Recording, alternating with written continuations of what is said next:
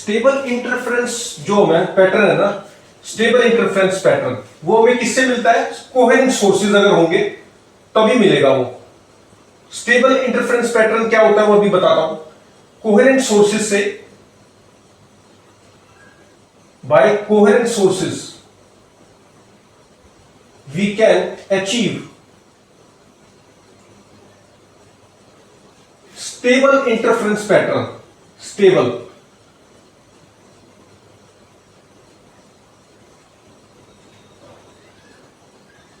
ठीक है। अच्छा, ये कोहेरेंट सोर्सेज कौन से होते हैं? कोहेरेंट सोर्सेज वो होते हैं जिसमें फ्रीक्वेंसी जो है वो सेम हो। हमने जो रिजल्ट निकाला था फेज डिफरेंस का, वो क्या निकाला था? Phase difference delta theta at point P, at point P कितना था? 2 pi by lambda delta x plus phi S1 S2। ये क्या होता था? Initial phase difference between the two sources. और ये हो गया 2 pi by lambda delta x, ये ड्यू टू पाथ डिफरेंस जो फेज आया वो, ठीक। तो ये एट पॉइंट पी, अगर ये क्या होता है? कांस्टेंट होगा, ठीक है, तो ही स्टेबल इंटरफेरेंस पैटर्न मिलता है। अब मान लो दो सोर्सेज है S1 और S2। अब इनकी फ्रीक्वेंसी मान लो सेम है, ठीक है, फ्रीक्वेंसी सेम है। अब यहां पर अगर हम देखें पॉइंट पी पे, ठीक, ये पाथ था मान लो 8 लैम्डा, ये था 6 लैम्डा, ठीक, ये लेंथ कितनी है? 6 लैम्डा, ये x2 मान लो, ठीक है, x2, ये x1 हो गया। तो ये डेल्टा x क्या होता था? x2 माइनस x1, मतलब पाथ डिफरेंस। तो अब यहां पर फॉर कंस्ट्रक्टिव इंटरफेरेंस क्या आता है? This should be equal to 2n। Phase difference कितना होना चाहिए? 2n पाई। n को 1 लेंगे तो मतलब 2 पाई, 4 पाई, ये इंटीजर होता है ना n, तो ये फेज डिफरेंस होना चाहिए। अच्छा, अब पाथ डिफरेंस कितना हो गया? x2 माइनस x1, तो ये हो गया 2 लैम्डा, ठीक है, 2 लैम्डा 2 कैंसिल, 4 पाई आ गया। ये मान लो 0 था, ये 0 था, इनिशियल फेज डिफरेंस कितना था? 0। तो यहां से क्या आएगा? इसके हिसाब से अब क्या हुआ? ये यहां पर ये पाथ डिफरेंस कितना आ रहा है? 2 लैम्डा आ रहा है, ठीक है, पाथ डिफरेंस इज 2 लैम्डा। अगर इसमें मैं पुट करूं 2 पाई बाय लैम्डा और ये 2 लैम्डा, तो ये कितना आ गया? 4 पाई आ गया। फेज डिफरेंस कितना आ गया? 4 पाई। 4 पाई मतलब कंस्ट्रक्टिव इंटरफेरेंस हो रहा है यहां पर। अच्छा, लेकिन मान लो अब फ्रीक्वेंसी तो सेम थी तभी ये रिजल्ट आया था। अगर किसी ने वो वीडियो पीछे जाके देख सकते हैं कि सेम फ्रीक्वेंसी के लिए हमारा ये रिजल्ट आ रहा था। अच्छा, लेकिन अब मान लो ये जो इनिशियल फेज डिफरेंस है ये t इक्वल टू 0 पे तो 0 था, t इक्वल टू 0 पे क्या था? 0। t इक्वल टू 0 पे फाई S1 S2 क्या है? 0 है।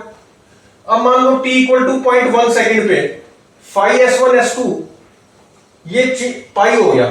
तो यहां अभी तो कंस्ट्रक्टिव इंटरफेरेंस आ रहा था t इक्वल टू 0 पे, 0.1 सेकेंड के बाद क्या हो जाएगा? डिस्ट्रक्टिव इंटरफेरेंस हो जाएगा। रिजल्ट ये आउट ऑफ फेस है, आउट ऑफ फेस है इसका, ये इन फेस था, ये आउट ऑफ फेस है। आउट ऑफ फेस में रिजल्ट्स क्या होते हैं? ऑपोजिट हो जाते हैं। मतलब जहां पे कंस्ट्रक्टिव आ रहा था वहां डिस्ट्रक्टिव इंटरफेरेंस होगा, जहां डिस्ट्रक्टिव था वहां कंस्ट्रक्टिव होगा। थोड़ी टाइम के बाद 0.3 सेकंड के बाद मान लो ये कितना हो गया? कुछ और वैल्यू होगी, any value other than 0 and pi, any value other than 0 and pi, 0 पाई से अदर देन 0 पाई, ठीक। तो ये क्या होगा? ना कंस्ट्रक्टिव इंटरफेरेंस होगा ना डिस्ट्रक्टिव, और कुछ और होगा। तो फिर जब अगर ये वेरी करने लग जाए टाइम के साथ, तो ये जो इंटरफेरेंस पैटर्न है ये क्या है? स्टेबल नहीं रहा ना। कभी यहां कंस्ट्रक्टिव इंटरफेरेंस हो गया, ब्राइट दिखेगा, डिस्ट्रक्टिव हो गया तो डार्क दिखेगा, और इसके बीच में कहीं है तो बीच में दिखेगा, ना डार्क ना ब्राइट, उसके बीच में।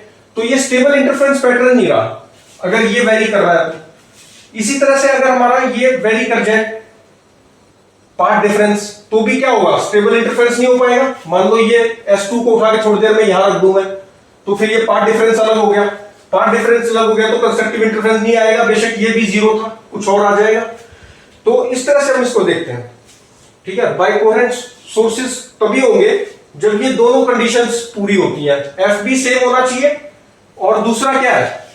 फाई S1 S2 जो इनिशियल फेज डिफरेंस था वो कांस्टेंट होना चाहिए with time, should remain constant, तो ये जब कोहेरेंट सोर्सेज से हमें स्टेबल इंटरफेरेंस पैटर्न मिलता है, और कोहेरेंट सोर्सेज क्या होते हैं, जब ये दोनों कंडीशन फुलफिल होती हैं, मतलब इनिशियल फेज डिफरेंस जो है वो कांस्टेंट होना चाहिए जो भी है, तो फिर हमें एक स्टेबल इंटरफेरेंस पैटर्न मिलेगा। किसी भी पॉइंट पी पे अगर हम ऑब्जर्व करेंगे तो स्टेबल इंटरफेरेंस हो रहा होगा।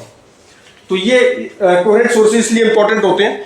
ये वाईडी, ये दो सोर्सेज लिया हूं मैं अलग इंडिपेंडेंट, तो उनको कोहेरेंट बनाना बहुत मुश्किल होता है। तो इसको बनाने की कुछ टेक्निक होती है, उनमें से एक YDSE है, यंग डबल स्लिट एक्सपेरिमेंट।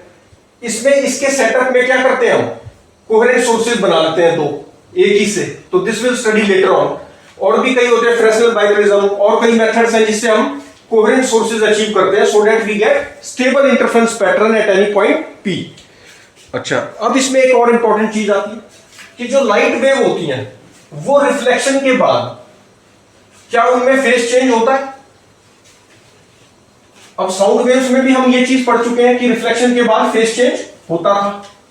ठीक है, साउंड वेव चैप्टर में हमने पढ़ा था, साउंड वेव्स में भी तो इंटरफेरेंस होती थी ना, जब हमें तेज सुनाई दे लाउड साउंड्स एंड बिल्कुल कम सुनाई दे बीट्स होती थी, तो उसमें भी हमने पढ़ा था इंटरफेरेंस होती थी साउंड वेव्स में भी। अब लाइट वेव्स में भी इंटरफेरेंस हो रही है।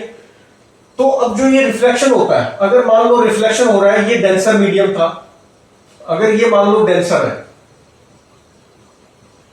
और ये रेयरर था, तो लाइट रे अगर ऐसे आई, इसका फेज था मान लो फाई, लाइट वेव है, इसका फेज कितना है, फाई है। रिफ्लेक्टेड वेव का क्या होगा, रिफ्लेक्टेड, ये इंसिडेंट रे मान लो, इसका फेज है फाई, तो रिफ्लेक्टेड रे का फेज कितना होगा। अगर डेंसर मान लो, पहले चलो रेयरर ले लो, रेयरर मीडियम जैसे एयर है, फिर उसके बाद ये वाटर मान लो या ग्लास मान लो, ये डेंसर मीडियम पे टकराई, तो क्या होता है, फेज चेंज होता है पाई का। तो अब ये जो रिफ्लेक्टेड रे, इसका फेज कितना हो जाएगा, फाई प्लस पाई। अच्छा, जो रिफ्रैक्टेड रे होती है उसका फेज चेंज नहीं होता। ठीक है, इसका फेज चेंज नहीं होगा, इसका फेज कितना होगा रिफ्रैक्टेड रे का, इसका फाई रहेगा। ठीक है, रिफ्लेक्टेड रे, ये है रिफ्रैक्टेड, RE रिफ्रैक्टेड, ये रिफ्लेक्टेड है, रिफ्लेक्टेड रे, इसमें चेंज होता है अगर ऐसा केस है तो। और अगर डेंसर मीडियम इससे आ रही है और ये रेयर मीडियम है, मान लो ये था ग्लास और ये है एयर, ठीक है, तो ऐसे आई और ऐसे चली गई।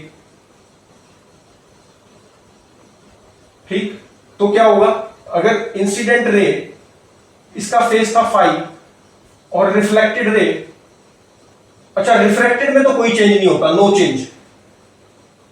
ठीक है, तो फेज कितना रहेगा, रिफ्रैक्टेड रे में फाई रहेगा। यहां पर कितना हो जाएगा, यहां पर कितना हो जाएगा, ये जो गया रिफ्रैक्टेड रे में हो जाएगा, इसका भी फाई रहेगा।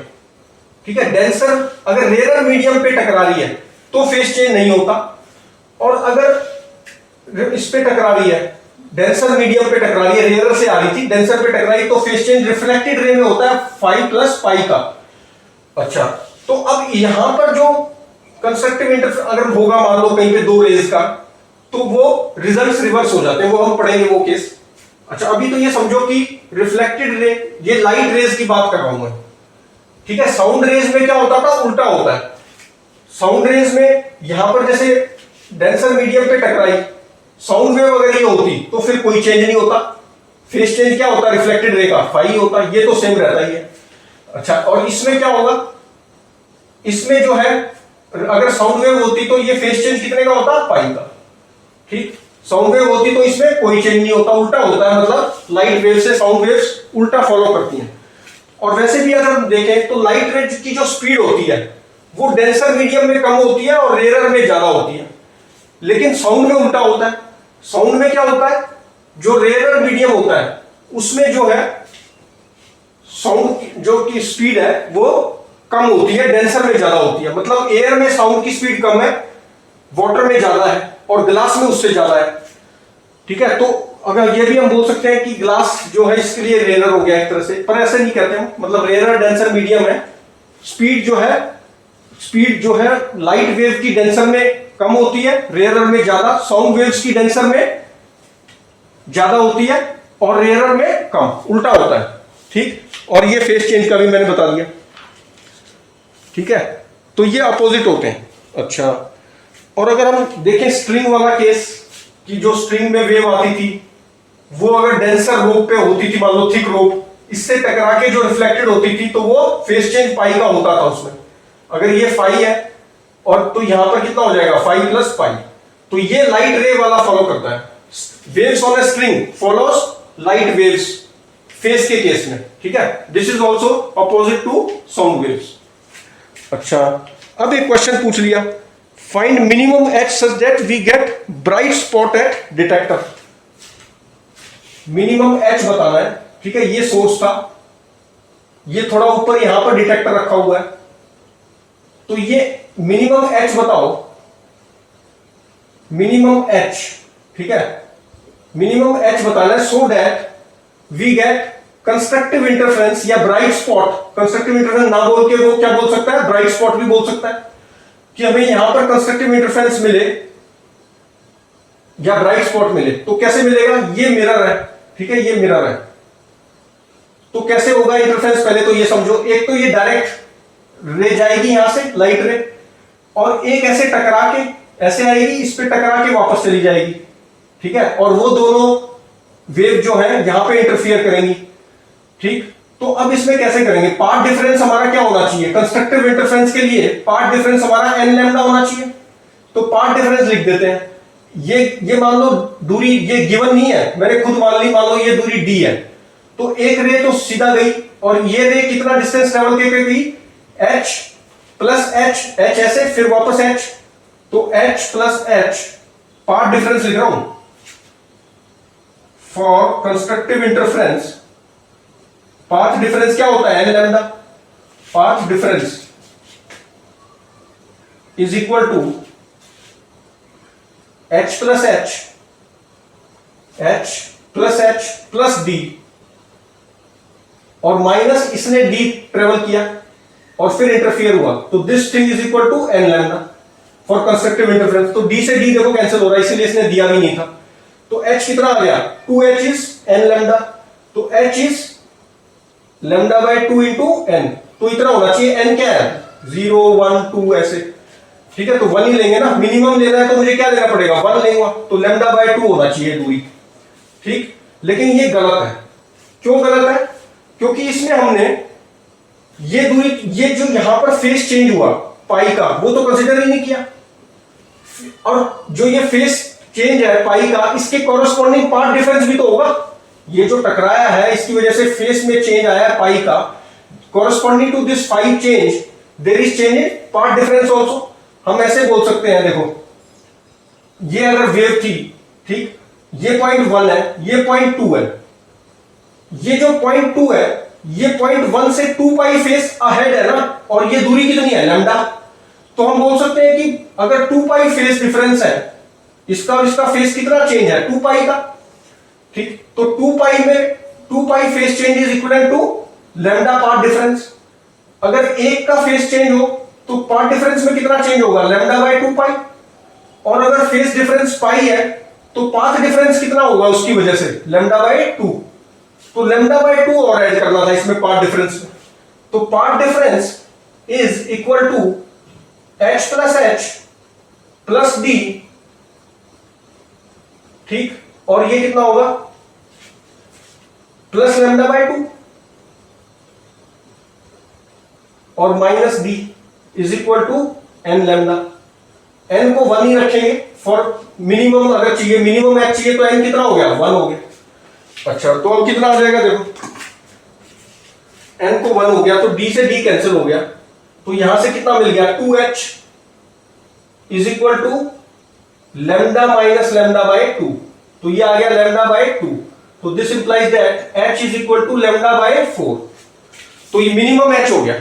h मिनिमम कितना चाहिए, मिनिमम